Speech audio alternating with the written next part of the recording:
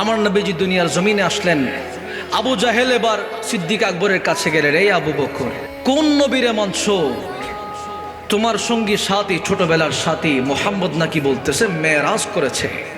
মেরাজের সময় ছিল 27 বছর। 27 বছর মেরাজের সময় হয়েছে, কিন্তু মানুষ খাচ্ছিল, খাওয়া অবস্থায় আছে, হাঁটতেছিল, হাঁটা অবস্থায় আছে, শুয়েছিল, শোয়া অবস্থায় আছে। কেমনে সম্ভব? সিদ্দিক আকবর কোনো রেফারেন্স খুঁজে নাই, কোনো মাধ্যম খুঁজে নাই। জিজ্ঞেস করলে আবু জাহেল কে বলেছে, কার জবান দিয়ে শুনেছ? বলে আব্দুল্লাহর ছেলে মুহাম্মদের জবান দিয়ে শুনেছি। এই আবু জাহেল শুনে রাখো, যদি আব্দুল্লাহর ছেলে মুহাম্মদ যদি এই কথা বলে, আমি আবু বকর কোন দলিল ছাড়া, বিনা দলিলের, বিনা রেফারেন্সে সেই ঘটনা আমি বিশ্বাস করে নিলাম। পড়েন সুবহানাল্লাহ। সেই দিন থেকে আবু বকর আর আবু বকর নাই, হয়ে গেল সিদ্দিক আকবর। আরো জোরে বলেন সুবহানাল্লাহ বলেন।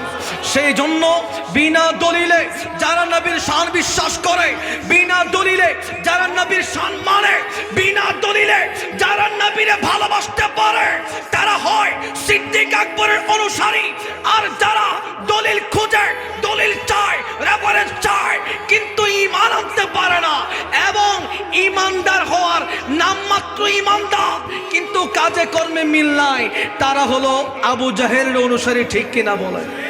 আর আবু জাহেল আমার নবীরা অসংখ্যবার প্রশ্ন করে, যে বাতিজা, ওই যে চন্দ্র দ্বিখণ্ডিত করো তো যদি তুমি নবী হও, করে ফেললেন, কিন্তু আমার নবীকে জাদুঘর বলে আখ্যায়িত করেছে। নাউজুবিল্লাহ বলেন। এই আব্দুল্লাহর ছেলে মুহাম্মদ, হাতে কি আছে বলো তো? বলে আবু জাহেল, হাতে কি আছে সেটা আমি বলবো নাকি? হাতে যে আছে, যেটা আছে সেটা বলবে। সুবহানাল্লাহ। পাথর আওয়াজ করে আমার নবীর কলমা পড়ে পড়েন সুবহানাল্লাহ। এরপরও ঈমান আনতে কি পেরেছে? কথা কই না পারছেনি।